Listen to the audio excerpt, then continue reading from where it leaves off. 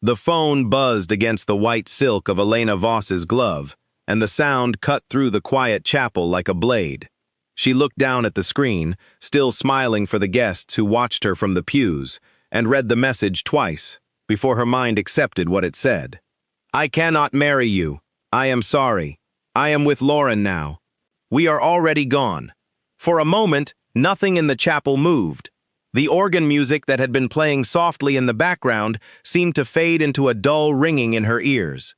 Elena stood at the altar in her white gown, flowers trembling in her hands, waiting for a groom who was never going to walk through those doors again. Whispers rippled through the crowd first, quiet and confused, then louder as more people noticed the empty aisle and the stiff, frozen posture of the bride. Elena's mother rose halfway from her seat, her face pale with worry. The priest shifted uncomfortably near the altar, unsure whether to speak or wait. Elena did not cry. Not yet. She simply stood there, feeling the weight of 200 pairs of eyes pressing into her skin, feeling the heat rise in her cheeks, feeling her heart pound so hard it hurt. She read the message a third time, as if repetition might change the words. It did not. Marcus Bell, the man she had loved for 3 years, the man she had planned this wedding with for 8 months, had left her standing at the altar for her own cousin. Lauren, who had been her bridesmaid, who had helped her choose this very gown, who had hugged her only that morning and wished her a lifetime of happiness. A woman in the third row gasped loudly enough for the whole chapel to hear. Someone else pulled out a phone, no doubt already typing a message to a friend who was not there. Elena felt the room tilt slightly, and she gripped the edge of the altar table to steady herself. She thought about running. She thought about screaming. Instead, she folded the phone shut, straightened her spine, and turned to face the crowd. Her voice came out steadier than she expected. There will be no wedding today. I am sorry for the trouble. Please, everyone, go home. The chapel erupted into a storm of murmurs and questions, but Elena did not wait to answer any of them. She lifted the hem of her gown and walked quickly down the side aisle, past confused relatives and pitying strangers, until she pushed through a side door into the small garden behind the chapel. The cool evening air hit her face, and only then did the first tear slip free. She pressed her hand against her mouth, trying to hold back the sob that rose in her throat, but it broke free anyway, and she sank onto a stone bench beneath a leafless tree, her white gown pooling around her like snow. She had known Marcus since they were teenagers. She had believed, foolishly perhaps, that their love was solid, unshakable, the kind of thing that survived storms. She had never once suspected that the storm would come from inside her own family, from a cousin she had trusted with every secret. The humiliation stung worse than the heartbreak. She could already imagine the stories that would spread through the town by morning, the pitying glances she would receive at the grocery store, the whispered conversations that would follow her for months. She pressed her palms against her eyes and tried to breathe. It was then that she heard footsteps on the gravel path, slow and unhurried, nothing like the frantic energy of the guests, still murmuring inside the chapel. She looked up, expecting her mother or a worried friend, but instead found a stranger standing a few feet away, watching her with quiet, unreadable eyes. He was tall, with dark hair and a composed stillness about him that seemed out of place among the chaos of the evening. He wore a simple black suit, well-tailored but without any of the showy details some of the other guests had chosen. His expression was calm, almost thoughtful, as if he were solving a puzzle rather than witnessing a tragedy. "I did not mean to intrude," he said, his voice low and even. "I only wanted to make sure you were not injured. People sometimes faint after news like that." Elena wiped her face quickly, embarrassed to be seen this way. "I am fine," she said, though her voice cracked slightly on the last word. "Just needed some air." The stranger did not leave. Instead, he studied her for a long moment, as if weighing something in his mind. "My name is Kian Ashford," he said finally. "I am here as a guest of the Calder family. I do not know you, and you do not know me, but I saw what happened in there, and I think perhaps you should not be alone right now." Elena almost laughed at the absurdity of the situation. A stranger, offering comfort in the middle of the worst night of her life. "I appreciate the thought," she said, "but I really would rather be alone." He nodded, accepting her words without argument, and turned as if to leave. But something in his calm presence made the panic in her chest ease slightly, if only for a moment. She watched him walk a few steps before he paused and looked back. "For what it is worth," he said, "the man who left you does not deserve the sorrow you are carrying for him. Whatever comes next for you, it will not be the ending people in that chapel are imagining tonight." Then he was gone, disappearing back toward the parking lot, leaving Elena alone with her thoughts and the cold night air. She sat there for a long while, staring at the dark shapes of the trees, trying to make sense of everything that had happened in the span of a single hour. Eventually, her mother found her, wrapping a coat around her shoulders and guiding her toward the car without asking too many questions yet.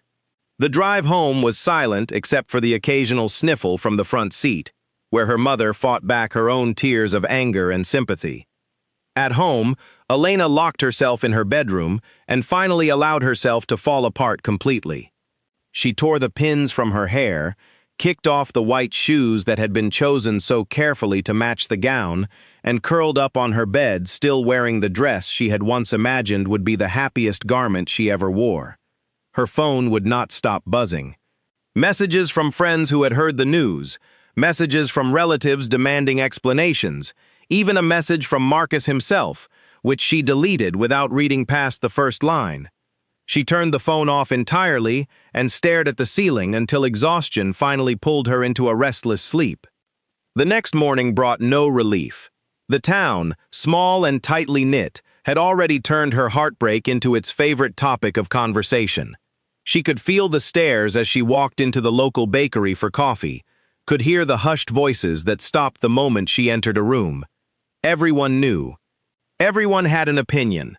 Her cousin Lauren had vanished along with Marcus, leaving behind an apartment full of unpaid bills and a family divided by anger and disbelief. Elena's aunt called every day, alternating between apologies and excuses for her daughter's behavior, none of which brought any comfort. Elena spent the following days in a strange fog, moving through her routine without really feeling present in it. She returned the wedding gifts one by one, each box a fresh reminder of the future she had lost. She canceled the honeymoon reservations, listened to the confused questions of the travel agent, and hung up the phone feeling emptier than before. It was nearly a week later, while she was sorting through a stack of unopened condolence cards at her kitchen table, that she found a plain envelope without a return address. Inside was a short note, written in neat, deliberate handwriting. It read only, "I hope you are recovering. If you ever wish to speak with someone who does not know your story already, you may reach me at the number below. Kian Ashford." She stared at the note for a long time, turning it over in her hands as if it might reveal more information than it actually contained. She remembered his calm voice in the chapel garden, the strange comfort of a stranger who had asked for nothing in return. She set the note aside, unsure what to make of it, and told herself she would not call. But over the following days, the thought of that quiet, composed man kept returning to her mind, especially during the worst moments, when the humiliation of the wedding day threatened to swallow her whole. There was something steadying about the memory of him, something that made the chaos around her feel slightly less overwhelming. Meanwhile, the town continued to buzz with gossip. Someone had spotted Marcus and Lauren 3 towns over, apparently already living together as though nothing had happened. The news reached Elena through a well-meaning neighbor, delivered with false sympathy that barely masked the neighbor's excitement at being the one to share it. Elena felt something shift inside her that day, a small ember of anger finally breaking through the numbness of grief. She was tired of being the object of pity, tired of feeling like the punchline of a joke the whole town seemed to be laughing at behind her back. She wanted, more than anything, to feel like herself again, strong and whole, not broken. That evening, she took out the note again, smoothing the creased paper against the table. She thought about the strange, composed stranger who had spoken to her so plainly in the middle of her worst moment, who had not offered pity but something closer to respect. Before she could talk herself out of it, she picked up her phone and dialed the number. The line rang twice before a familiar, even voice answered. "This is Kian." Elena's throat tightened, but she forced the words out. "This is Elena. From the wedding. I wanted to say thank you for what you said that night." There was a brief pause on the other end, thoughtful rather than awkward. "I am glad you called," he said. "I meant every word I said in that garden. You deserve better than the story this town seems determined to tell about you." They spoke for nearly an hour that night, an unexpected conversation that drifted from careful pleasantries into something more honest. Elena found herself telling him things she had not admitted even to her closest friends, about the fear that she had wasted years of her life on someone who never truly valued her, about the anger simmering beneath her grief, about the strange relief of speaking to someone who had no stake in the town's gossip. Kian listened without interrupting, offering only occasional, measured responses that made her feel heard rather than judged. By the time she hung up the phone, something in her chest felt lighter than it had in days, though she could not quite explain why. She did not know, as she drifted off to sleep that night, that the quiet stranger from the chapel garden carried far more weight in his world than she could have imagined, or that their conversation was only the beginning of something that would change the course of her life entirely. All she knew was that for the first time since the wedding day, she had gone an entire evening without crying, and that felt like the first small step toward becoming herself again. The second phone call happened 3 days later, and this time Elena was the one who suggested they meet in person. She told herself it was only curiosity, only a wish to thank him properly for his kindness, but somewhere underneath that reasoning was a quieter truth she was not ready to admit even to herself. They agreed to meet at a small cafe on the edge of town, far enough from the main square that she was unlikely to run into anyone who recognized her. When she arrived, Kian was already seated at a corner table, dressed simply in a dark sweater, looking entirely different from the polished figure she remembered from the wedding. He stood when he saw her, a small gesture of respect that caught her off guard. "You look better than the last time I saw you," he said, which was not exactly a compliment, but Elena found herself smiling anyway. "That is not a difficult standard to beat," she replied, and for the first time in over a week, she laughed, a real laugh that surprised her with how good it felt. They talked for nearly 2 hours, the conversation flowing more easily than she expected. Kian asked careful questions about her life, her work as a landscape designer. Her plans before the wedding had consumed all her attention, and he listened with a focus that made her feel like the only person in the room. In turn, she learned that he came from a large family with significant responsibilities, though he was vague about the details in a way that made her curious rather than suspicious. As the conversation wound down, Kian set his cup aside and looked at her with the same calm directness she remembered from the chapel garden. "I have a proposal for you," he said, and something in his tone made her sit up straighter. "Not the kind of proposal you are imagining. Let me explain before you say no." Elena raised an eyebrow, unsure whether to be amused or wary. "Go on," she said. "I need a wife," he said simply. "Not for love, not yet, but for reasons that matter a great deal to the people who depend on me. There are political pressures in my family that a marriage would resolve, alliances that need to be secured. I do not say this lightly, and I understand it sounds strange, even absurd, but I believe it could help us both." Elena stared at him, certain for a moment that she had misheard. "You want to marry me?" she repeated slowly, as though testing the words for truth. "A woman you met a week ago, at the wedding where I was left standing alone at the altar." "Yes," he said, without a trace of embarrassment. "I am not asking for romance, Elena. I am asking for a partnership. You would have security, protection, and the chance to walk away from this town with your head held high instead of slipping quietly away in shame. In return, I would have the alliance my family needs, and a wife who I believe would handle the responsibilities with grace." Elena wanted to laugh again, but this time from disbelief rather than genuine amusement. "This is insane," she said. "You do not know me. I do not know you. People do not just marry strangers because it is convenient. People marry for far worse reasons every day," Keon said quietly. "At least this would be honest. No pretending, no promises of love neither of us can keep yet. Just two people choosing to help each other through difficult circumstances." She shook her head and stood from the table, gathering her coat. "I need to think," she said, though the truth was closer to needing to escape the conversation entirely. Keon did not try to stop her. He simply nodded and said, "Take whatever time you need. My offer will not expire out of impatience." She left the cafe with her mind spinning, walking the long way home just to have more time to process what had happened. The idea seemed absurd on its surface, the kind of plot twist that belonged in a novel rather than real life.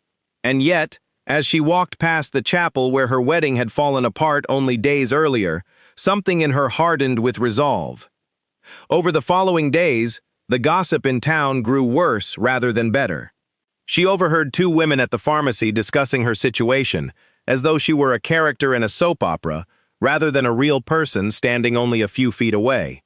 She caught her own reflection in a shop window and barely recognized the tired, hollow look in her eyes. Marcus called once, his voice thick with what he probably thought was genuine remorse. He claimed he still loved her, that leaving had been a mistake, that Lauren meant nothing compared to what they had shared. Elena listened in silence for exactly as long as it took her to realize she felt nothing at all, no anger, no longing, only a cold clarity that told her this man had never truly valued her at all. She hung up without responding and blocked his number. That night, unable to sleep, she found herself thinking again about Keon's strange proposal. She thought about the years she had spent trying to build a life with Marcus, only to have it collapse in an instant because of his weakness. She thought about the pity in her neighbor's eyes, the whispers that followed her everywhere she went, the exhausting effort of pretending she was fine when she was anything but.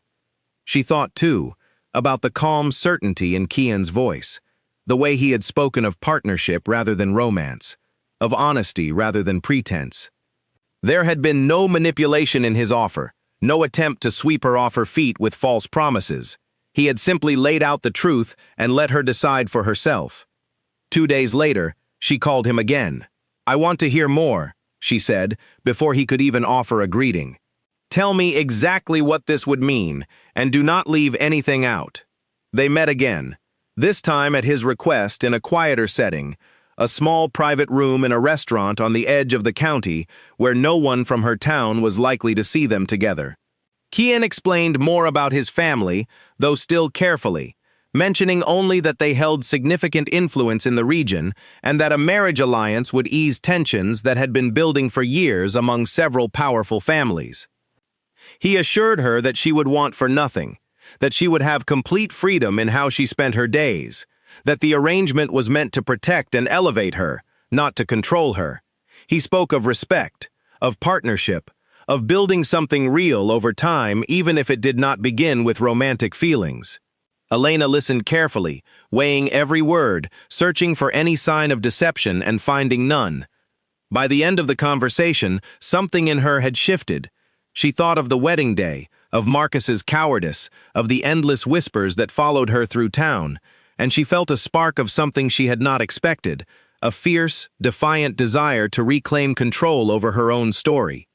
If she could not have the fairy tale she once imagined, perhaps she could have something else entirely, something built on her own terms. "I will do it," she said finally, her voice steady despite the enormity of the decision. "But I have conditions. I want honesty, always. I want to be treated as an equal partner, not an ornament. And if this arrangement ever becomes something I cannot live with, I want the freedom to walk away." Keon studied her for a long moment, something like respect flickering across his composed features. "Agreed," he said simply. "All of it." The following days moved quickly, almost dizzyingly so. Keon's family, it seemed, wasted no time once a decision had been made. Elena found herself swept into a whirlwind of arrangements, legal documents, and quiet preparations, all handled with a level of efficiency that left her both impressed and slightly overwhelmed. She barely had time to process the magnitude of what she had agreed to before the wedding date had already been set, only 2 weeks away. Word spread through her town almost instantly, and the gossip that had once mocked her heartbreak now buzzed with a different kind of astonishment. The abandoned bride, marrying a mysterious, wealthy stranger only weeks after being left at the altar. Some called it scandalous, others called it the strangest kind of luck. Elena tried not to listen to any of it, focusing instead on the strange, uncertain future she had chosen for herself. Her mother, when told the news, reacted with a mixture of worry and cautious hope. "You barely know this man," she said, wringing her hands at the kitchen table. Elena took her mother's hands and offered the most honest answer she had. "I know that he has been kinder to me in 2 conversations than Marcus was in 3 years," she said. "I know that I have to choose something for myself, or this town will define me by my heartbreak forever. I have to try." Her mother did not argue further, though the worry never fully left her eyes. Elena spent the following days packing her belongings, saying quiet goodbyes to the small life she had built, and preparing herself for a future that felt both frightening and strangely full of possibility. She did not know yet what kind of world she was stepping into, or what challenges waited for her beyond the borders of the only town she had ever called home. But as she folded the last of her clothes into a suitcase and looked around her empty bedroom for the final time, she felt something she had not expected to feel again so soon after her heartbreak. She felt hope, fragile and uncertain, but real all the same. Whatever waited for her at Kian Ashford's side, she intended to face it standing tall, not as the woman who had been left behind, but as someone choosing her own path forward. The car climbed higher into the mountains, as the town Elena had known her entire life disappeared behind her, swallowed by fog and distance. She pressed her hand against the cool window glass and watched the trees grow thicker, darker, older, until the road narrowed into something that felt more like a private pathway than a public route. Kian sat beside her, quiet as always, occasionally pointing out landmarks with brief, practical explanations. The estate appeared suddenly around a bend, rising from the mist like something out of an old painting. Stone walls, tall windows, and a wide entrance framed by ancient trees gave the place an air of permanence that made Elena feel impossibly small in comparison. Servants and staff moved efficiently near the entrance, greeting Kian with quiet nods of respect, before turning curious, careful glances toward her. "This is your home now," Kian said simply, as the car came to a stop. Elena stepped out slowly, taking in the scale of the place, the sheer weight of history that seemed to hang in the air around it. She thought of her small apartment back in town, the modest wedding she had planned with Marcus, and felt the gap between her old life and this new one stretch wider with every passing second. The wedding itself happened only 2 days after her arrival, a small, efficient ceremony held in a private hall within the estate, attended by a handful of Kian's closest advisors and family members. There were no crowds of gossiping guests, no elaborate flowers or nervous waiting at an altar. Elena wore a simple ivory dress, far less elaborate than the gown she had worn weeks earlier, and found a strange comfort in the quiet efficiency of it all. Kian stood beside her, calm and composed as always, and spoke his vows with the same steady certainty he brought to everything. Elena's own voice trembled slightly as she repeated hers, not from doubt, but from the sheer strangeness of standing at another altar so soon after the disaster of the first. When the ceremony ended, there was no celebration, no reception full of dancing and laughter. Instead, the small gathering dispersed quietly, leaving Elena and Kian alone in the vast, echoing hall. "That is it," she said, almost to herself, staring down at the plain gold band now resting on her finger. Kian studied her for a moment before answering. "Marriages do not need noise to be real," he said. "Ours will prove itself through actions, not celebrations." News of the sudden marriage spread quickly beyond the estate, reaching Elena's hometown within days. The gossip that had once mocked her abandonment now churned with confusion and disbelief. Some assumed she had found comfort in wealth. Others whispered darker theories about the mysterious man she had married. Elena tried to ignore all of it, focusing instead on adjusting to the unfamiliar rhythms of her new life. The estate itself was larger than anything she had ever lived in, a maze of hallways and rooms that took her days to navigate without getting lost. She was given her own wing, spacious and elegantly furnished, with a private balcony that overlooked a dense, ancient forest stretching toward the horizon. Despite the comfort, the sheer size and silence of the place left her feeling isolated in a way she had not anticipated. Kian, true to his word, gave her considerable freedom. He did not intrude on her days, did not demand her constant presence, and made no attempts to rush any sense of intimacy between them. Their interactions remained polite, careful, almost formal, two strangers sharing a home and a title, without yet sharing much else. Elena found herself both grateful for the space and unexpectedly lonely within it. She spent her first week exploring the grounds, discovering gardens tended with meticulous care, a library filled with books older than she could imagine, and a quiet courtyard where she often found herself sitting alone in the early mornings, watching mist curl through the trees.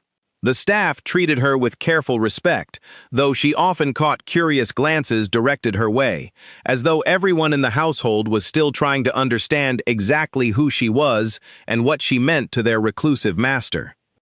One evening, unable to sleep, Elena wandered the halls and found herself outside Kian's study, drawn by a sliver of light beneath the door. She knocked softly, and after a brief pause, his voice invited her inside. He sat behind a large desk, papers spread before him, looking up with mild surprise at her late arrival. "I could not sleep," she admitted, feeling suddenly foolish for disturbing him. He gestured toward the chair across from his desk, and she sat, grateful for the company despite the awkwardness of the moment. "Do you often work this late?" she asked, glancing at the stacks of documents surrounding him. "There is much that requires attention," he said simply, though something in his tone suggested exhaustion beneath the calm exterior. Elena studied him for a long moment, noticing for the first time the faint shadows beneath his eyes, the tension held tightly in his shoulders. "Do you ever rest?" she asked, and something about the genuine concern in her voice seemed to catch him off guard. "Rarely," he admitted, setting down his pen. "There is always something that requires my judgment, my attention, my presence. It has been this way for a long time." "That sounds lonely," she said quietly, and for a moment something flickered across his composed features, a crack in the careful control he maintained at all times. "It is," he admitted, so quietly she almost missed it. Elena felt an unexpected pull of sympathy, a recognition of loneliness that mirrored her own, despite the vastly different circumstances that had brought them both to this moment. They spoke for nearly an hour that night, the conversation slower and more careful than their earlier exchanges, but somehow more genuine. Kian spoke, in careful fragments, about the responsibilities he carried, the expectations placed upon him since he was very young, the isolation that came with the position he held. Elena, in turn, spoke about her own fears, the humiliation she still carried from her broken engagement, the uncertainty of building a life in a world so foreign to everything she had known before. By the time she returned to her own wing that night, something between them had shifted, subtle but unmistakable. The formal distance that had defined their earlier interactions had softened, just slightly, into something closer to genuine understanding. Elena lay awake long after, replaying the conversation in her mind, surprised by how much she wanted to understand this quiet, guarded man better. Over the following weeks, small moments like that one became more frequent. Kian began seeking her out during meals, asking about her day, listening with genuine interest to her observations about the estate and its unfamiliar customs. Elena, in turn, found herself looking forward to these small exchanges, treasuring the moments when his careful composure gave way to something more open and human. She also began noticing the subtle tensions that existed beneath the surface of the household. Careful glances exchanged between advisors, hushed conversations that stopped abruptly when she entered a room. She sensed that Kian carried burdens far heavier than he let on, responsibilities and threats that he was careful to keep hidden from her, at least for now. One afternoon, while exploring a rarely used wing of the estate, she overheard two advisors speaking in low, urgent tones about a rival family, someone named Victor Kane, whose ambitions threatened the fragile peace Kian had worked so hard to maintain.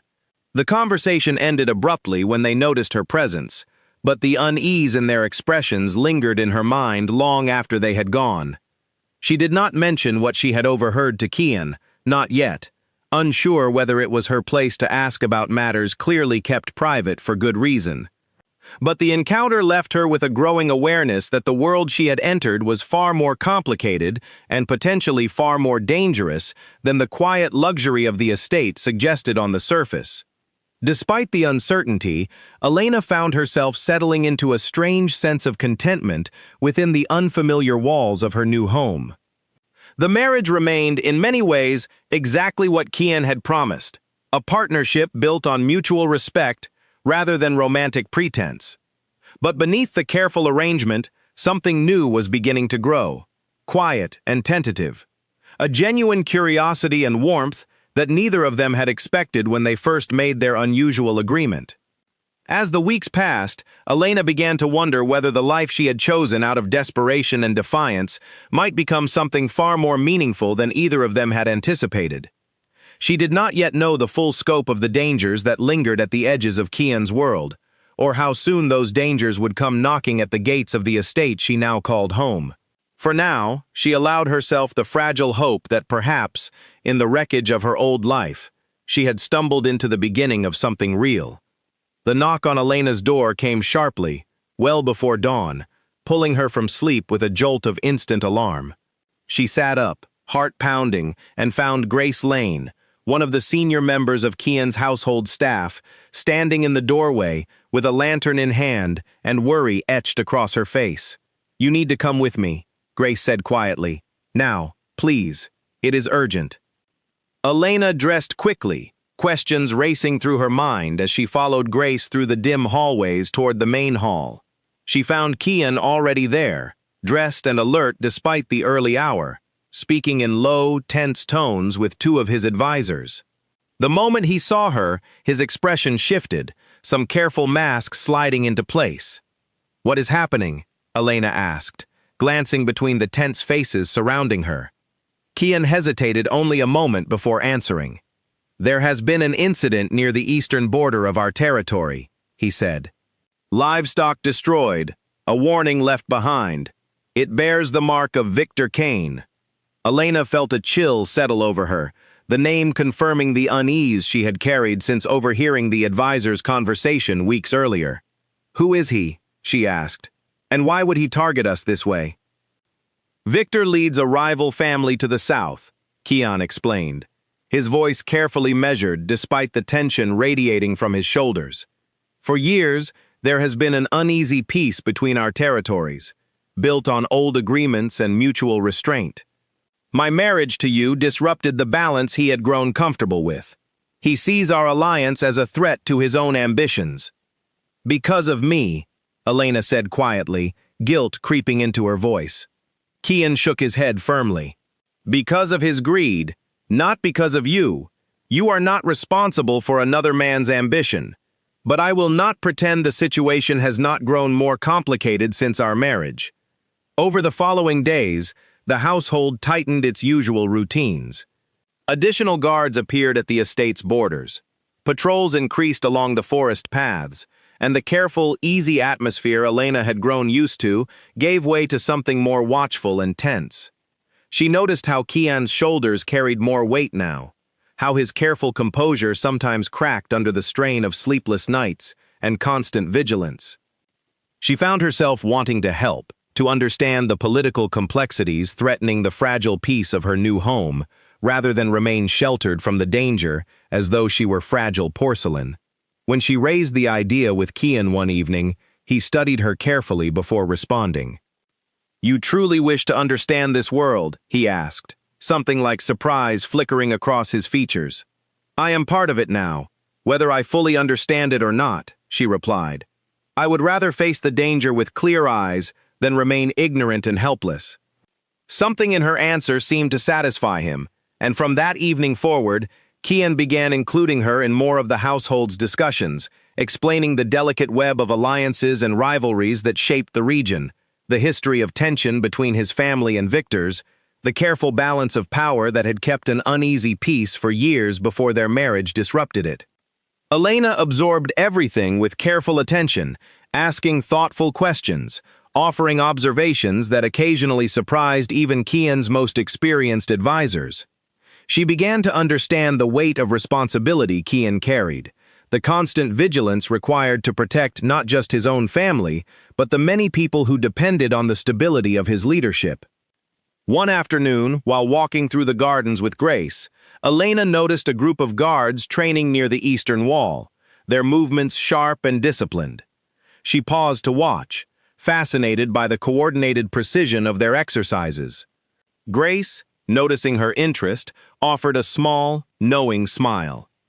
"Kian trains with them most mornings," Grace said, "though he rarely mentions it. He believes a leader should never ask others to bear a burden he is unwilling to carry himself." Elena filed the observation away, another small piece of the complicated man she had married, someone who led not through distant authority, but through quiet, consistent example. She found herself watching him more closely in the days that followed, noticing the careful way he balanced strength with restraint, authority with genuine care for those under his protection. The tension with Victor's family continued to simmer beneath the surface, occasional incidents flaring at the borders, careful negotiations attempted and failed. Elena watched Kian navigate each crisis with a steady, calculated patience that impressed her more with each passing week, even as the strain of constant vigilance began to show in the tired lines around his eyes. One evening, after a particularly tense meeting with visiting diplomats from a neutral territory, Elena found Kian alone on the balcony outside his study, staring out at the darkened forest with an expression of quiet exhaustion. She joined him without a word, standing close enough that their shoulders nearly touched. "Do you ever wish for a simpler life?" she asked softly, watching the way moonlight traced silver patterns across the treetops. Kian was quiet for a long moment before answering. "Sometimes," he admitted, "but this is the life I was given, and I have made my peace with its demands." "Still," he added, glancing sideways at her, "there are moments now that make the weight feel lighter than it once did." Elena felt warmth spread through her chest at his words, a warmth that had little to do with the physical closeness between them, and everything to do with the quiet vulnerability he had allowed her to see.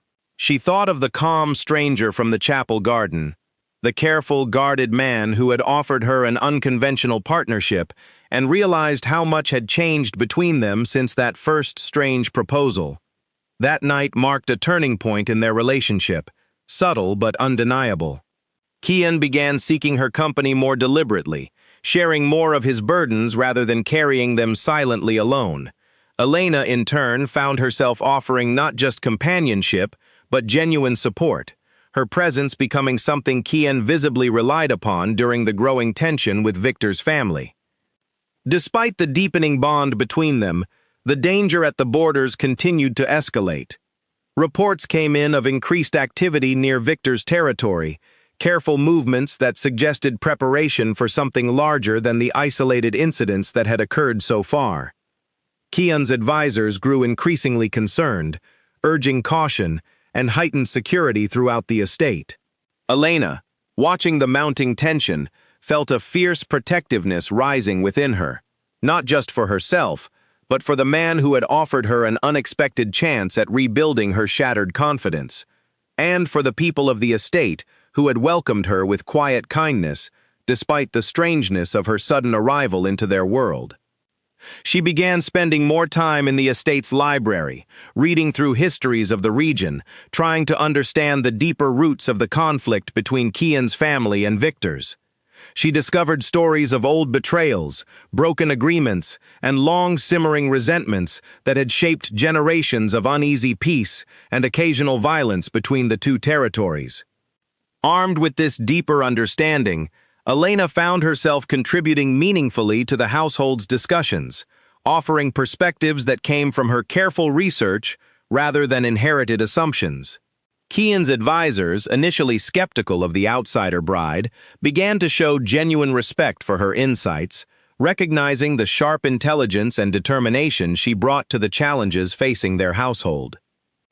Through it all, the bond between Elena and Kian continued to deepen, built not on grand romantic gestures, but on countless small moments of shared understanding, mutual respect, and growing trust. What had begun as a practical arrangement born from mutual desperation was slowly, steadily transforming into something neither of them had fully anticipated when they first made their unusual agreement in that quiet chapel garden. Yet even as their connection grew stronger, the shadow of Victor Kane's ambition continued to loom over the estate, a threat that neither careful diplomacy nor growing personal strength could fully dispel. Elena sensed, with a growing certainty, that the fragile peace surrounding her new life would not last much longer, and that the true test of everything she and Kian had built together still lay ahead of them, waiting in the darkness beyond the estate's careful walls. Thunder cracked so loudly that the entire estate seemed to shake, and Elena bolted upright in bed, heart hammering against her ribs before she even understood what had woken her. Rain lashed against her windows in violent sheets, and through the storm she could hear shouting from somewhere outside, urgent voices carried on the wind. She threw on a robe and hurried into the hallway, nearly colliding with Grace, who was rushing in the opposite direction with an armful of blankets. "The eastern fence has come down near the lower pasture," Grace explained breathlessly. "Several of the young guards are trapped trying to secure the animals before the flooding gets worse." Elena felt a surge of alarm. "Is Kian out there?" she asked, already knowing the answer before Grace nodded grimly. "Of course he is out there. He would never send others into danger he was unwilling to face himself." Without stopping to think, Elena grabbed a coat from the hook near the entrance and hurried out into the storm, ignoring Grace's protests behind her. The rain hit her instantly, cold and relentless, soaking through her clothes within seconds as she stumbled down the muddy path toward the eastern pasture, following the distant glow of lanterns through the darkness. She found the scene in chaos, guards struggling against the wind to secure a collapsed section of fence, while terrified animals scattered in every direction. Kian stood at the center of it all, directing efforts with calm authority despite the storm raging around him, his clothes soaked through, his usually composed hair plastered against his forehead. "Elena," she shouted over the wind, "has no business being out here." "I am not helpless," she shouted back, already moving toward a young guard struggling to calm a frightened horse near the broken fence line. She had grown up around animals on her family's small property before the wedding disaster had upended her life, and the familiar instincts returned easily, despite the chaos surrounding her. Working together, careful and steady despite the storm, Elena managed to calm the horse enough to guide it back toward the safety of the stables, while Kian and the guards worked to secure the broken fence before more animals could escape into the dangerous flooding beyond the estate's borders. It took nearly 2 hours of exhausting, freezing work before the crisis was finally under control. By the time they trudged back toward the main house, soaked and shivering, exhaustion had replaced the earlier panic with a strange, shared sense of accomplishment. Kian guided Elena toward the warmth of the kitchen, where Grace had already prepared hot drinks and towels, anticipating their return with practiced efficiency. "You did not have to come out there," Kian said quietly, wrapping a blanket around Elena's shoulders with careful, deliberate movements. "I wanted to," she replied, teeth still chattering slightly from the cold. "You would never have asked others to face that storm without standing beside them yourself.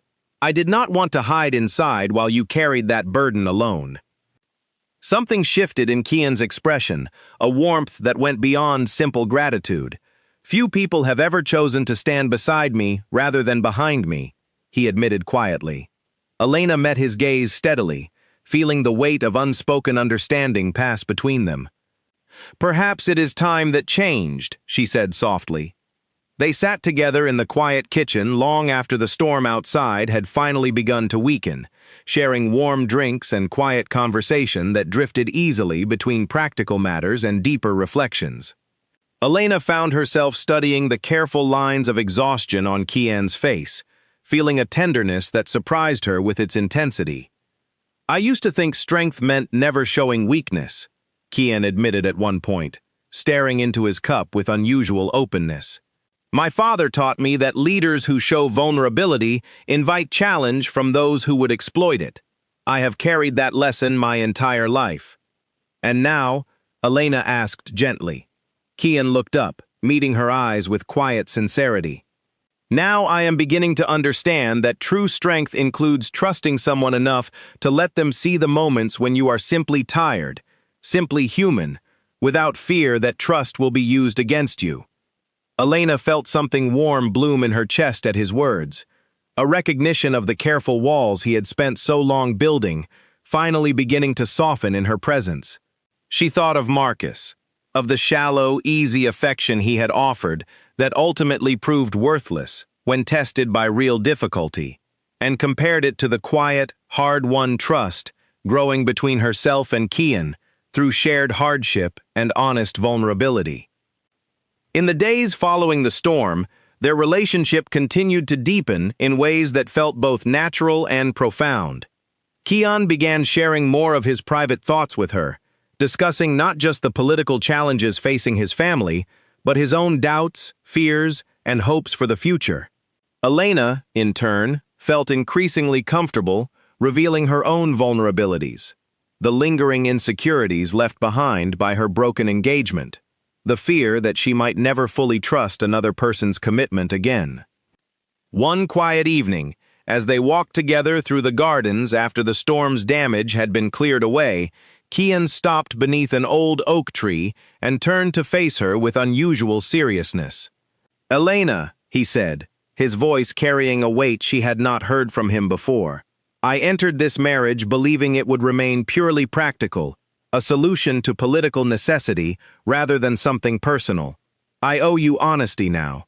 That is no longer entirely true for me." Elena's heart quickened, though she remained still, waiting for him to continue. "I find myself caring for you in ways I did not anticipate," he continued carefully. "Your presence has become something I look forward to, something that makes the burdens I carry feel lighter rather than heavier. I do not say this to pressure you into feelings you may not share. I say it because you deserve honesty from me, always, as you asked from the very beginning." Elena felt tears gather unexpectedly in her eyes, though this time they carried none of the pain that had defined her tears since the wedding disaster. "I have been afraid to admit something similar," she said softly. "After everything with Marcus, I told myself I would guard my heart carefully, that I would never again risk this kind of vulnerability. But you have shown me, again and again, through your actions rather than empty words, that trust can be rebuilt. I care for you too, Kian, more than I expected to, and more than I was prepared for." They stood together beneath the old oak tree, the quiet garden around them still recovering from the storm's damage, and allowed themselves, for the first time, to acknowledge openly what had been growing steadily between them since that strange, practical proposal in the chapel garden weeks earlier. It was not the dramatic, sweeping declaration Elena had once imagined love might feel like. It was quieter, steadier, built on genuine respect and hard-won trust rather than fleeting infatuation. But, even as they allowed themselves this fragile new honesty, the storm they had weathered together was only the beginning of the challenges that lay ahead. The damage to the eastern fence had revealed weaknesses in the estate's defenses that Victor Kane's scouts would surely notice, and the growing bond between Elena and Kian, however precious, made her an increasingly valuable target for anyone seeking to weaken the alliance she had helped strengthen. Neither of them spoke of these concerns that evening, choosing instead to hold on to the fragile warmth of their shared honesty for just a little longer, before the demands of their complicated world inevitably intruded once more.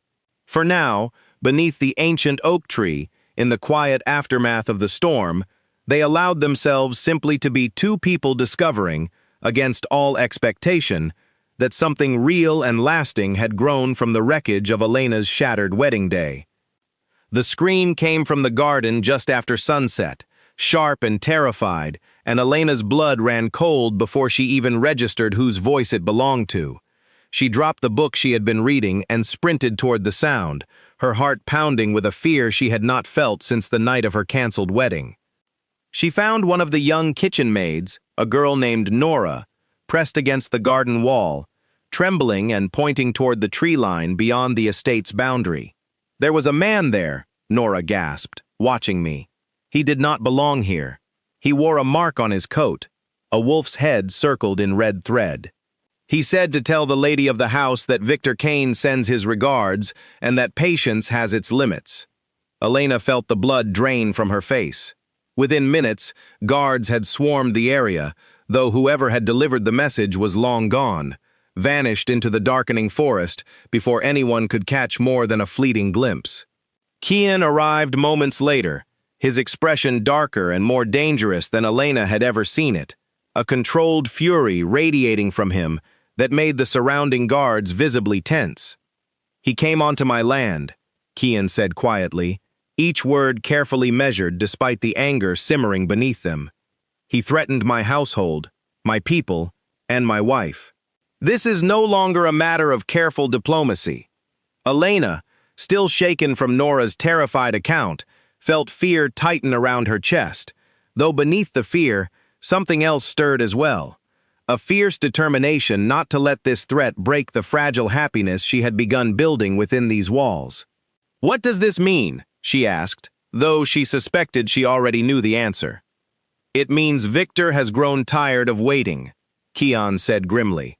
"It means he intends to force a confrontation, one way or another, and he wants us to know he is watching, waiting for the moment we grow careless enough to give him an opening." That night, the estate's defenses tightened further, additional guards stationed at every entrance, patrols extended deeper into the surrounding forest. Elena found herself unable to sleep, replaying Nora's frightened account over and over in her mind, imagining the shadowy figure who had dared to walk so close to the home she had come to cherish. She found Kian in his study, long past midnight, poring over maps and reports with an intensity she had not seen from him before. She entered quietly and sat across from him, watching the tension carved into every line of his face. "Talk to me," she said softly. "Do not carry this alone." Kian looked up, exhaustion and worry briefly breaking through his careful composure. "Victor has been gathering allies for months," he admitted. "Smaller families along our shared border, promised protection or favor in exchange for their loyalty.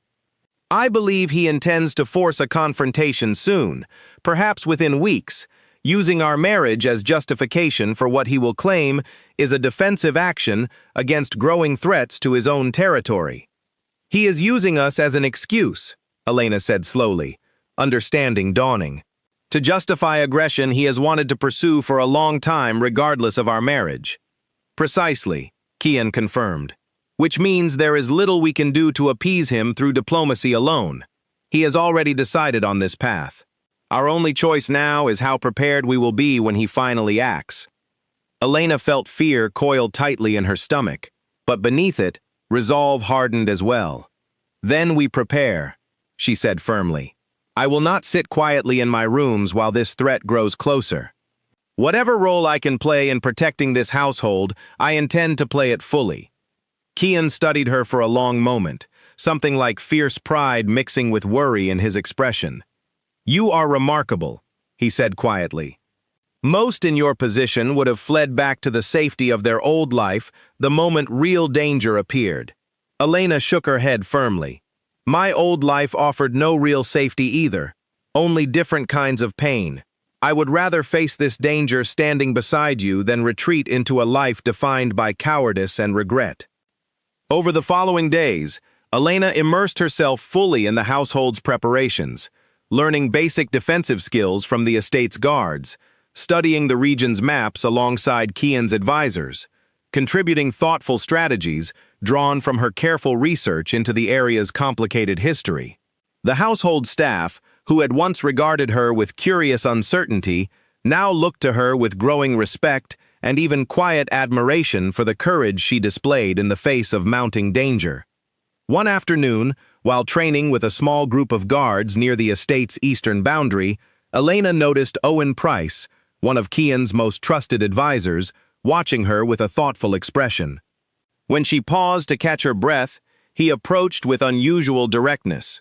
"You have earned more respect in these past weeks than many born into this world manage in a lifetime," he said quietly.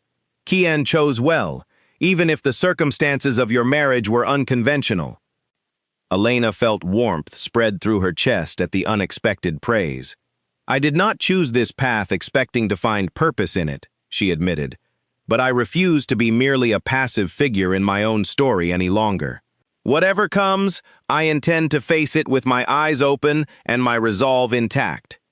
That evening, as reports continued to filter in of increased movement near Victor's territory, Kian gathered his closest advisors, along with Elena, for a strategic discussion that stretched late into the night. Maps were spread across the study's large table, marked with careful notes indicating troop movements, potential vulnerabilities, and possible defensive strategies.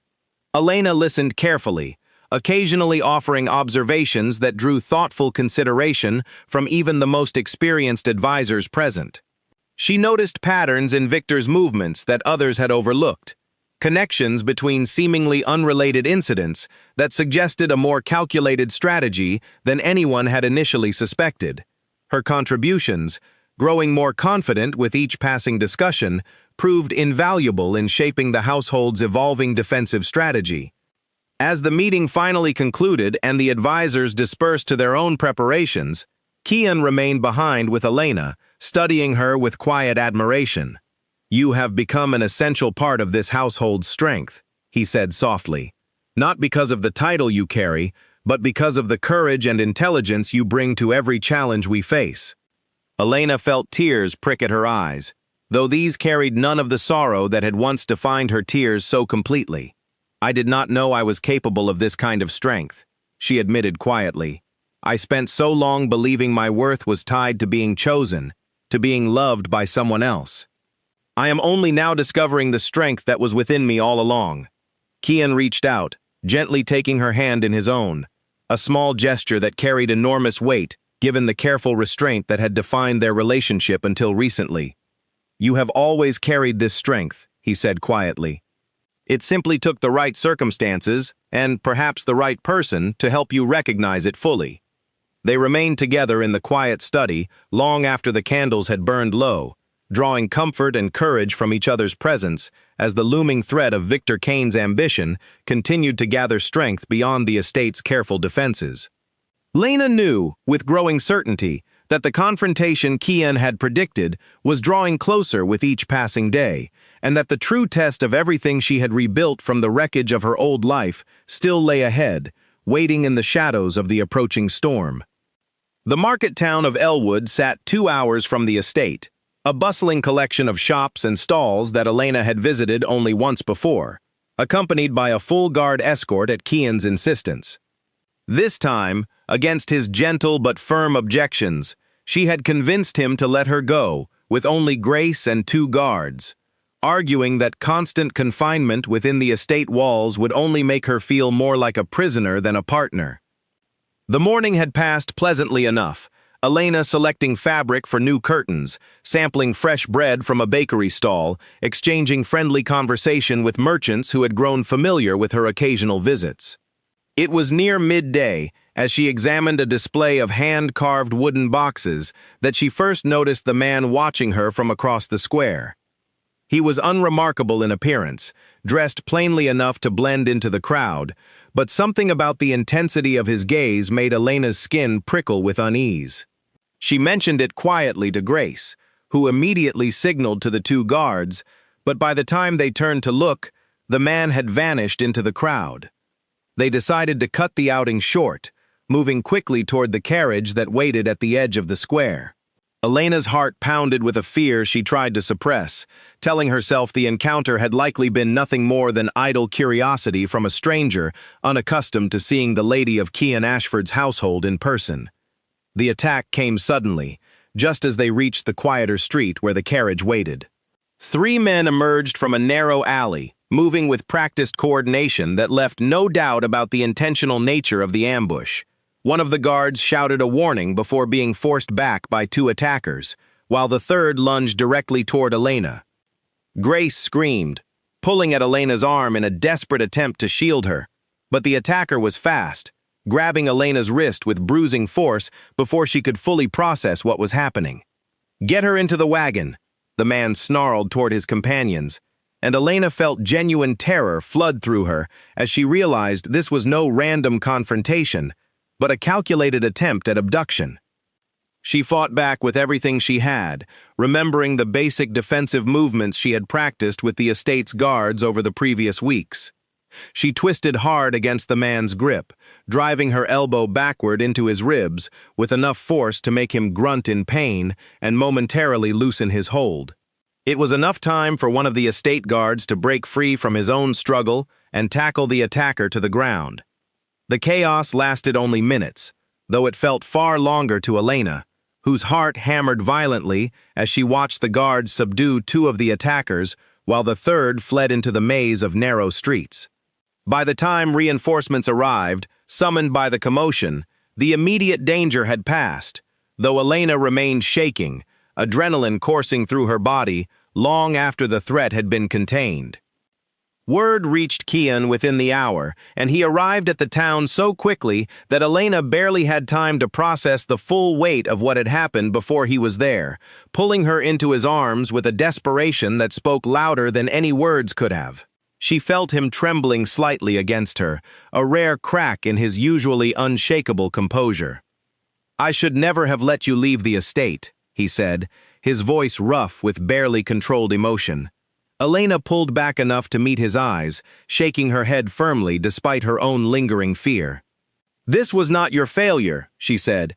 "This was Victor's cowardice, targeting an innocent outing rather than facing you directly. I will not let fear cage me within those walls forever." The captured attackers, when questioned, confirmed what everyone had already suspected. They had been sent by Victor Kane, promised significant payment for successfully delivering Elena into his custody, intended as leverage to force concessions from Kian, or, failing that, as a direct insult meant to demonstrate his reach and ruthlessness. That night, back at the estate, Elena finally allowed the full weight of her fear to surface, tears falling freely as Kian held her close in the quiet privacy of her rooms. "I keep thinking about what would have happened if the guards had not reacted so quickly," she admitted, her voice trembling. "I have never been so afraid in my life."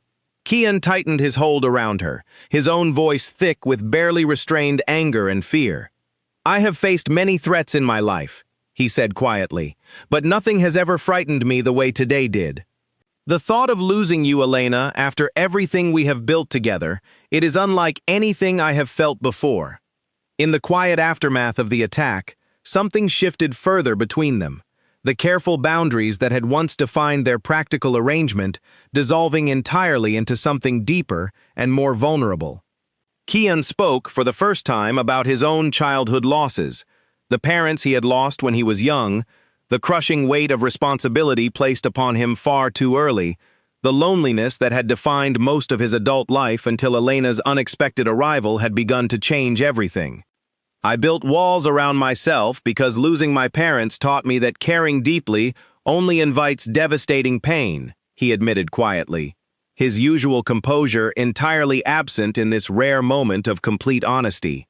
"I did not intend to let anyone close enough to threaten those walls again.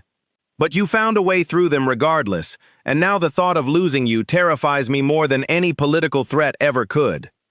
Elena felt her heart ache with tenderness at his admission, understanding more fully now the depth of vulnerability hidden beneath his careful, controlled exterior.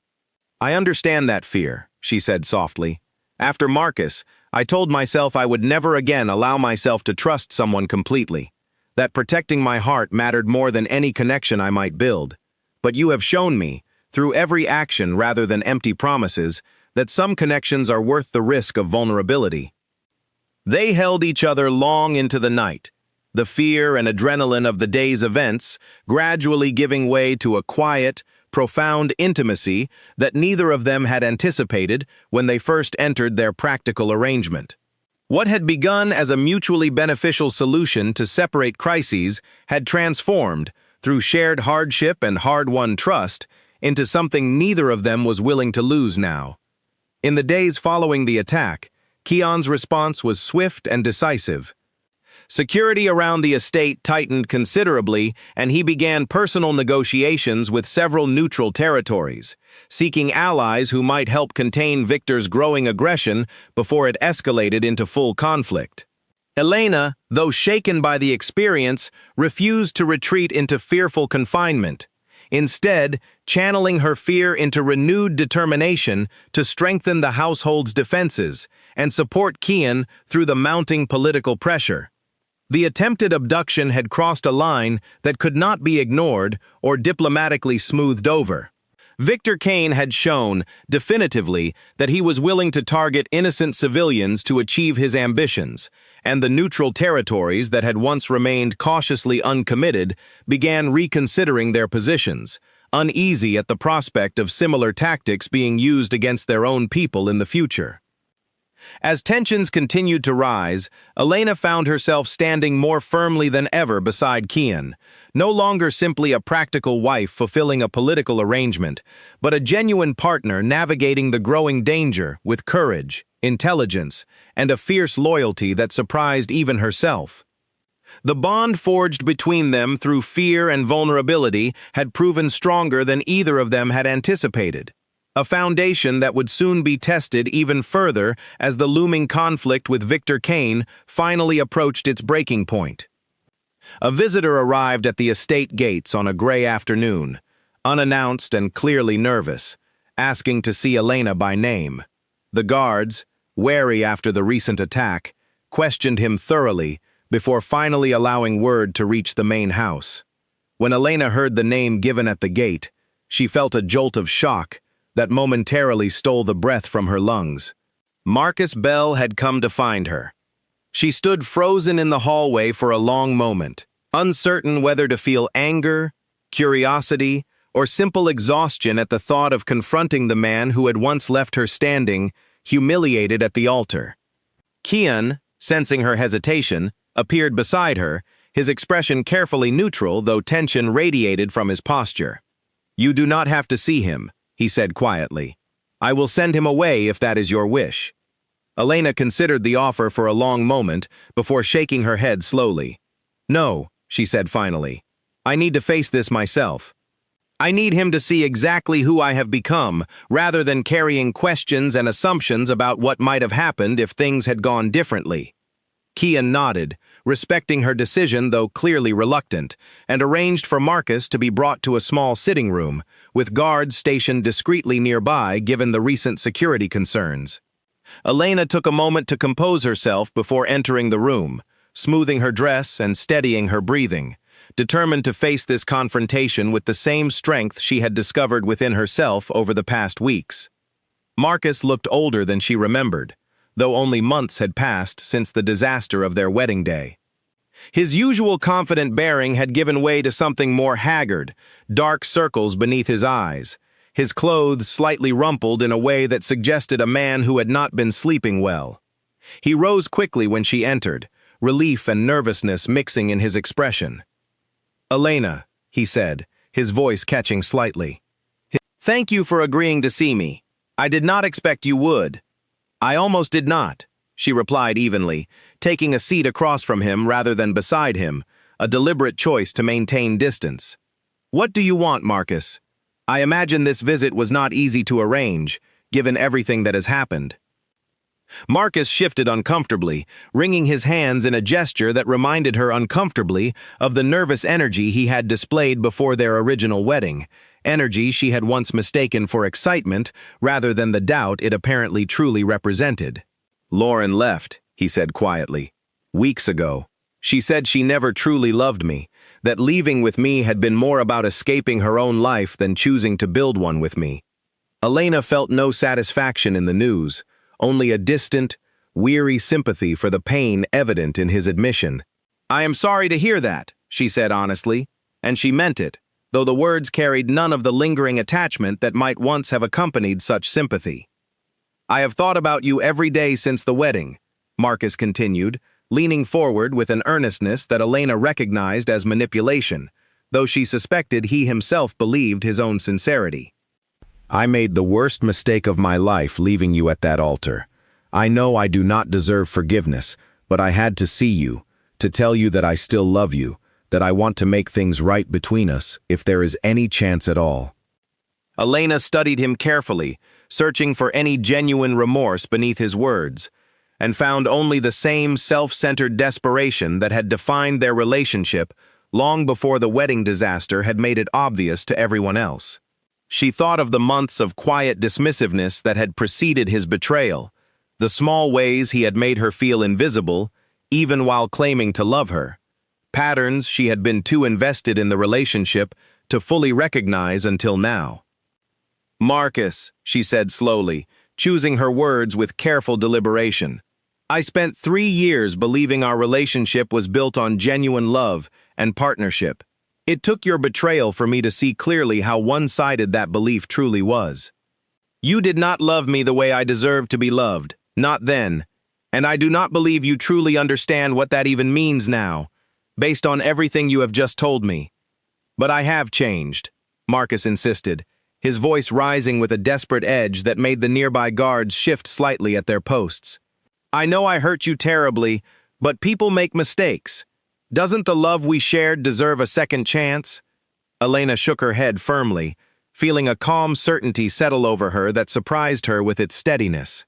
"What we shared was not love, Marcus, not the kind that survives real difficulty, real commitment. I have learned that lesson clearly since the wedding, through circumstances you cannot begin to understand. I have found something real now, something built on honesty, respect, and courage, rather than convenient affection, that abandons its promises the moment something more appealing comes along." "You mean him," Marcus said, his expression darkening slightly. "Your convenient husband, arranged so quickly after I left. Do you truly believe that marriage is built on anything more substantial than political necessity? I have heard the rumors, Elena.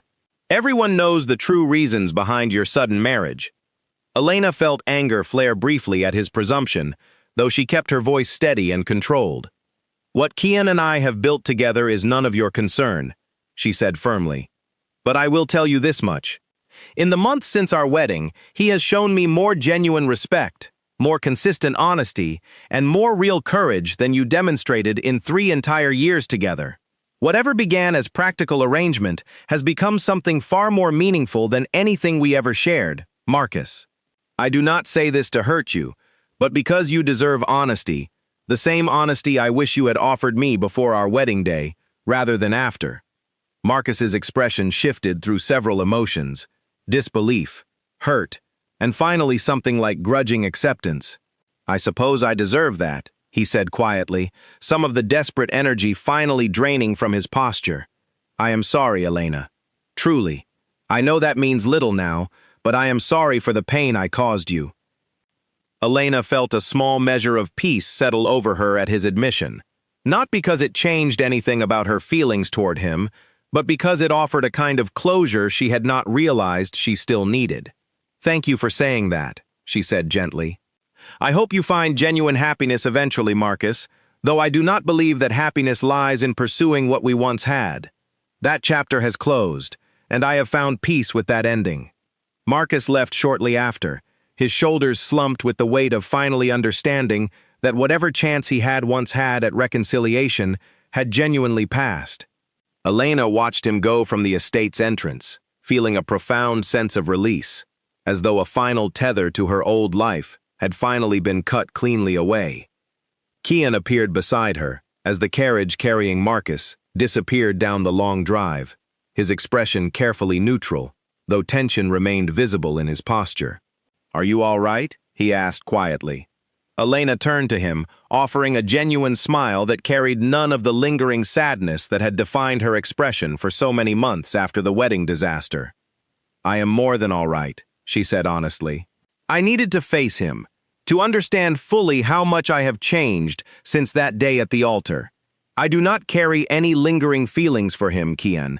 What I feel for you is entirely different, deeper and more real than anything I shared with him, even at our relationship's supposed best moments." Kian studied her carefully, searching her expression for any trace of doubt, and finding only calm, genuine certainty. "I confess I felt considerable jealousy watching him arrive here, seeking to reclaim what he once discarded so carelessly," he admitted quietly.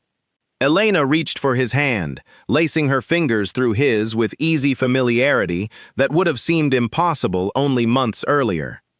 "You never needed to feel jealous," she said softly. "What we have built together, through honesty and hardship and genuine care, is worth infinitely more than anything Marcus and I ever shared. I chose this life, Kian, and more importantly, I choose you, again and again, with clear eyes and a full heart." They stood together at the estate's entrance, as evening settled over the grounds, the closure of Elena's past finally complete, leaving space for whatever future awaited them together. But even as this particular chapter closed peacefully, the larger conflict with Victor Kane continued building toward its inevitable confrontation, a storm that neither Elena's newfound clarity nor Kian's careful preparations could fully prevent from finally breaking over the estate they had both come to cherish as home. Fire lit the night sky along the northern ridge, and the sound of the alarm bell ringing through the estate jolted Elena from sleep with a violence that left no room for confusion about what was happening. This was not a drill, not a false alarm from a nervous guard. Victor Kane had finally made his move, and he had chosen to strike under the cover of darkness with overwhelming force. Elena dressed quickly, her hands trembling only slightly as she pulled on sturdy clothes rather than anything delicate, remembering the practical training she had insisted upon during the tense weeks leading up to this moment. She found Kian already in the main hall, directing his advisors and guards with the same calm authority he brought to every crisis, though tonight the stakes felt immeasurably higher than any storm or isolated incident they had faced before. "He has brought nearly every ally he could gather," Owen reported grimly, spreading a hastily marked map across the table. "They are moving from 3 directions, clearly intending to overwhelm our defenses before reinforcements from the neutral territories can arrive." Kian's expression remained controlled, though Elena could see the fierce determination burning beneath his careful composure. "Then we will make certain they regret underestimating us," he said firmly. "Rally every guard we have. Elena," he said, turning to her with an intensity that mixed authority with genuine concern, "I need you safe. There is a hidden passage beneath the eastern wing that leads to the old chapel ruins beyond the property line. Grace knows the way." Elena felt fear tighten around her heart, not for herself, but for the man standing before her, preparing to face overwhelming danger to protect the home and people they had both come to love. "I am not leaving you to face this alone," she said firmly, her voice carrying none of the uncertainty that might once have accompanied such a declaration. "Elena, this is not a matter for negotiation," Kian said, worry breaking through his careful control. "I cannot fight effectively if I am also worrying about your safety in the middle of this chaos." "Then let me help in ways that matter," she countered, refusing to back down despite the mounting danger. "I know this estate as well as anyone now. I can help coordinate the defenses from the command post, keep track of troop movements, relay information between your advisors. I am not asking to fight on the front lines, Kian, but I refuse to hide while everything we have built together hangs in the balance." Time was too short for further argument, and Kian, recognizing the fierce determination in her expression, finally nodded his reluctant agreement. "Stay close to Owen," he said firmly. "Promise me you will retreat to the passage the moment the situation becomes truly dangerous." "I promise," she said. Though both of them understood the promise carried more hope than certainty, given the chaos already beginning to unfold beyond the estate's walls. The battle that followed tested every preparation the household had made in the weeks since Victor's initial threats had begun. Elena worked alongside Owen in the command post, relaying critical information as reports came in from guards stationed throughout the property, helping coordinate defensive movements that repeatedly caught Victor's forces off guard despite their numerical advantage. The fighting raged for hours, fires breaking out at multiple points along the estate's perimeter, guards on both sides falling as the conflict that had been building for months finally erupted into open violence. Elena felt fear grip her repeatedly as reports came in of Kian moving directly into the most dangerous confrontations, refusing to remain safely removed from the fighting while his people faced genuine danger on his behalf.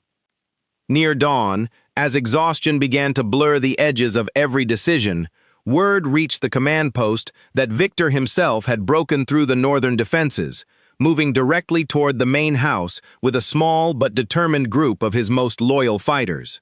Elena felt her blood run cold, understanding immediately what this meant.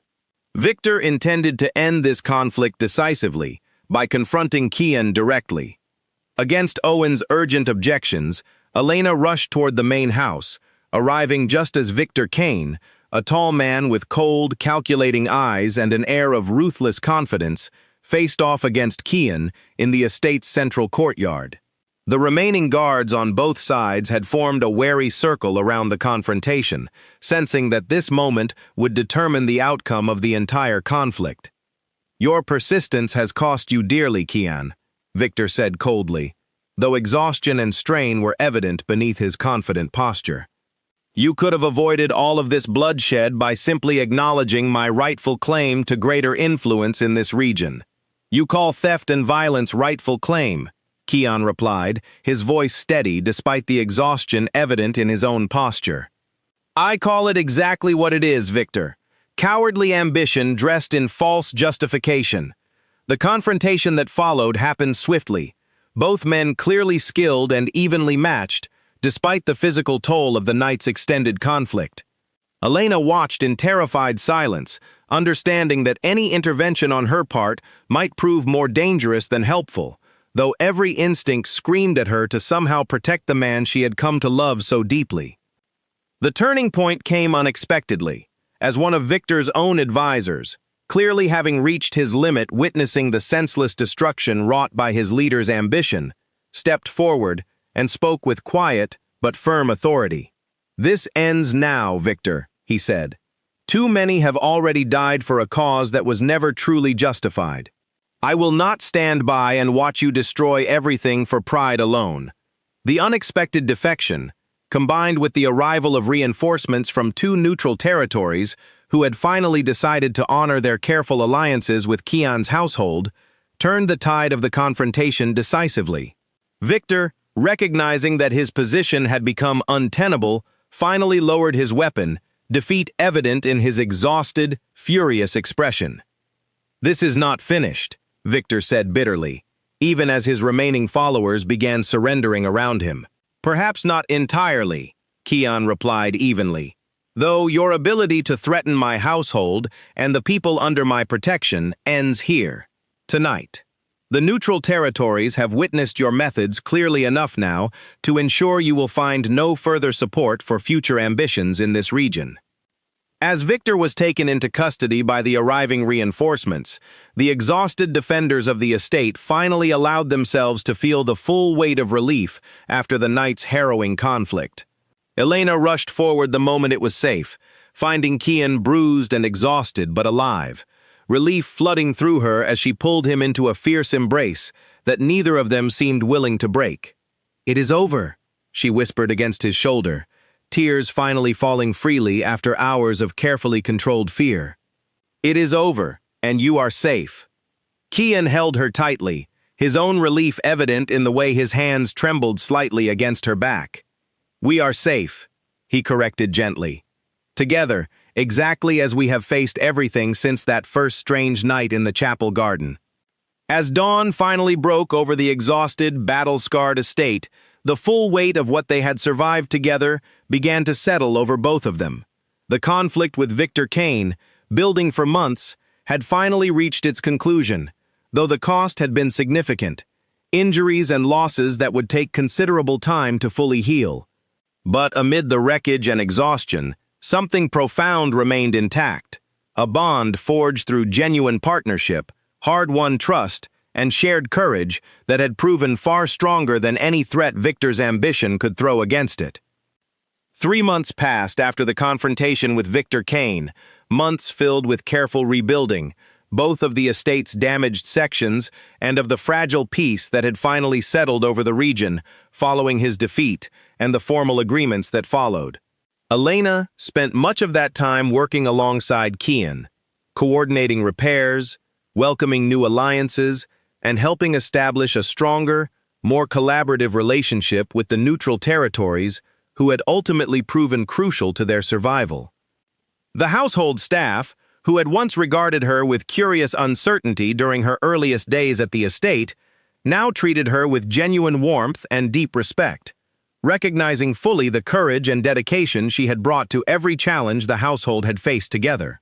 Grace had become a close friend rather than simply a member of staff, and even Owen, initially skeptical of the outsider bride, now consulted her regularly on matters of strategy and diplomacy.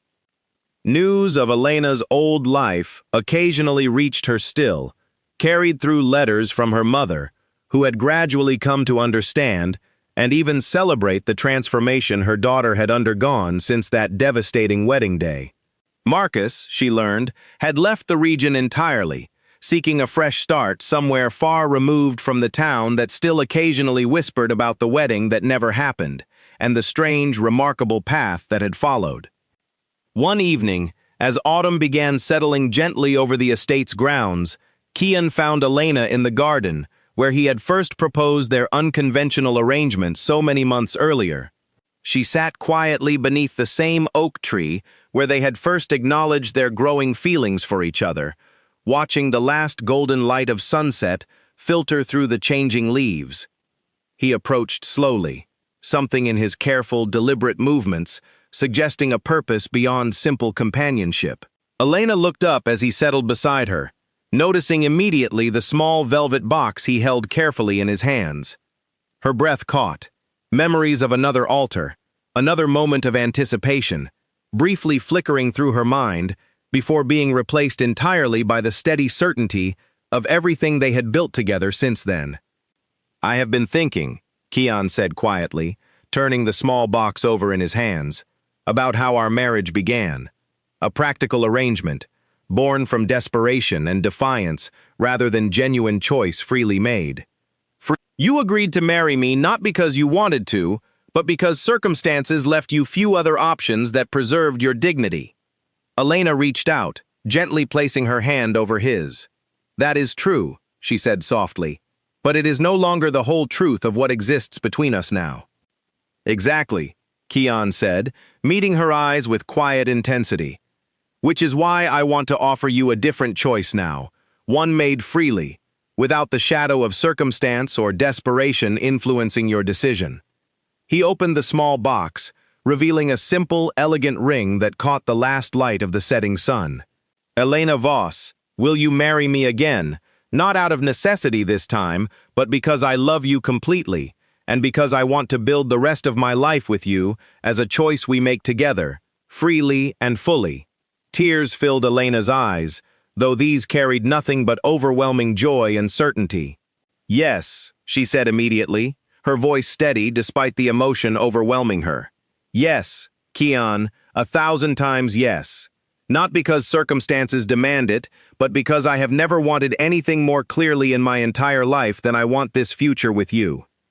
They were married again 3 weeks later, in a small, joyful ceremony held in the same garden where their unconventional love story had truly begun. This time, there were no rushed arrangements born from political necessity, no careful calculations of alliance and advantage. Instead, close friends and family gathered to celebrate a union built on genuine love, hard-won trust, and shared courage through adversity. Elena's mother stood proudly among the guests, tears of joy replacing the worry that had once clouded her eyes when her daughter first announced her unconventional first marriage. Grace served as Elena's attendant, beaming with genuine happiness for the woman who had become far more than simply the lady of the household she served. Even Owen, usually reserved and formal, offered a warm, genuine smile as he watched the ceremony unfold. As Elena walked toward Kian beneath the same oak tree where he had proposed weeks earlier, she thought back to that devastating day at the altar so many months before, the humiliation and heartbreak that had seemed, at the time, like the absolute end of everything she had hoped for in life. She realized now, with profound clarity, that what had felt like the worst moment of her life had actually been the beginning of something far more meaningful than she could have imagined possible. Kian watched her approach with an expression of such open, genuine adoration that Elena felt any lingering doubt or fear from her past finally dissolve completely. When she reached him, he took her hands gently in his own, and they exchanged vows that carried none of the careful, practical language of their first ceremony. Instead, they spoke openly of love, discovered through hardship, trust built through honesty, and partnership proven through shared courage in the face of genuine danger. "I promise to stand beside you, not behind you or in front of you," Elena said, her voice steady and clear, "through every storm, every challenge, and every quiet, ordinary day that follows. I promise to choose you, again and again, exactly as I choose you today, freely and completely." Kian's voice, when he spoke his own vows, carried an emotion Elena had rarely heard from him, the careful composure that had once defined him giving way entirely to open, unguarded love. "I promise to trust you with every part of myself," he said, "the walls I once believed were necessary for survival, and the vulnerabilities I once believed I could never safely share with another person. You have shown me that true strength lies not in isolation, but in choosing to build a life alongside someone worthy of complete trust. I choose you, Elena, today and every day that follows, without reservation or fear." As they sealed their vows and the small gathering erupted into joyful celebration, Elena felt a profound sense of peace settle over her, deeper and more complete than anything she had experienced since long before that devastating first wedding day. The path that had brought her to this moment had been unexpected, filled with heartbreak, danger, and hard-won growth, but it had led her, ultimately, to a love more genuine and enduring than anything she had once imagined possible. That evening, as the celebration continued beneath strings of warm lights hung throughout the garden, Elena found a quiet moment alone with Kian, away from the joyful noise of their gathered friends and family. She looked up at him, marveling at how completely her life had transformed since that humiliating moment when Marcus's message had first appeared on her phone at the altar. "Do you ever think about how differently things might have turned out?" she asked softly. "If Marcus had actually shown up that day, if you had never noticed me in that chapel garden." Kian considered the question thoughtfully before answering, his hand finding hers with easy, familiar warmth. "I believe some connections are simply meant to happen," he said quietly. "Perhaps in another version of that day, we never would have met at all. But I am deeply grateful for the path that brought us together, even though it began with pain you never deserved to experience." Elena smiled, leaning into his warm embrace, as the last light of evening gave way to a sky full of stars above the estate that had become, so unexpectedly and so completely, her true home. "I am grateful too," she said softly, "for every difficult step that led me here, to you, to this life I never could have imagined choosing for myself, but which has become more than I ever dared to hope for." They stood together beneath the stars, two people who had found, against all expectation, a love built not on the fleeting promises of a wedding day gone wrong, but on the patient, steady foundation of genuine partnership, hard-won trust, and courage proven through every storm they had faced together. Whatever challenges the future might still hold, Elena knew with unshakable certainty that she would face them exactly as she had chosen to face everything since that unexpected night in the chapel garden, standing strong and unafraid, beside the man who had taught her that true love begins not with grand romantic gestures, but with the quiet, steady choice to show up, again and again, for the person who matters most.